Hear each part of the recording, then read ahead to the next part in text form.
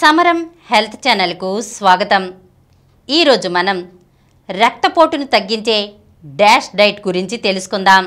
Dietary approaches to stop hypertension అనే dash డైట్ను అమెరికాకు చెందిన డాక్టర్ మార్లా హెల్లర్ కనిపెట్టింది.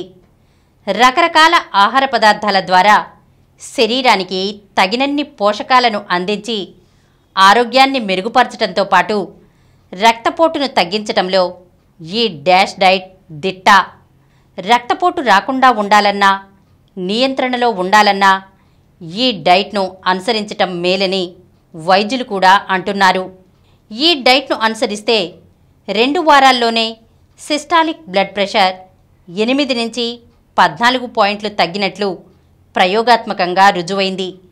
సోడియంను తగ్గించడంతో పాటు రక్తపోటును నియంత్రణలో ఉంచే పొటాషియం, కాల్షియం, మెగ్నీషియంలను పెంచటం డాష్ డైట్ ప్రత్యేకత.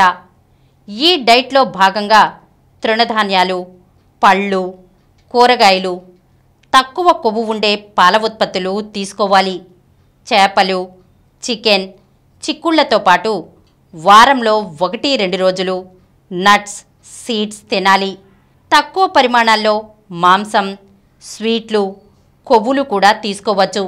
తృణధాన్యాల్లో భాగంగా రోజుకి ఒక హోల్ వీట్ బ్రెడ్ స్లైస్ లేదా అరకప్పు బ్రౌన్ రైస్ లేదా పాస్తా తినొచ్చు. Tomato, carrot, broccoli, sweet potato, ఆకుకూరల్లో పీచు ఎక్కువగా ఉంటుంది. విటమిన్లతో పాటు పొటాషియం, మెగ్నీషియం కూడా సమృద్ధిగా ఉంటాయి. కాబట్టి వీటిని రోజూ తినటం మేలు. పుల్లగా ఉండే నారింజ, బత్తాయి లాంటి సిట్రస్ ఫ్రూట్స్ తినాలి. పాలు, పెరుగు, జున్ను, కాల్షియం, విటమిన్ డి ఎక్కువగా ఉండే పదార్థాలు. వీటిని తినటం వల్ల కూడా రక్తపోటు అదుపులో ఉంటుంది. ఈరోజు మనం రక్తపోటును తగ్గించే డాష్ డైట్ గురించి తెలుసుకున్నాం కదా. మరొక అంశంతో మళ్ళీ కలుద్దాం. ఈ కార్యక్రమం మీకు ఎంతో నచ్చింది కదా.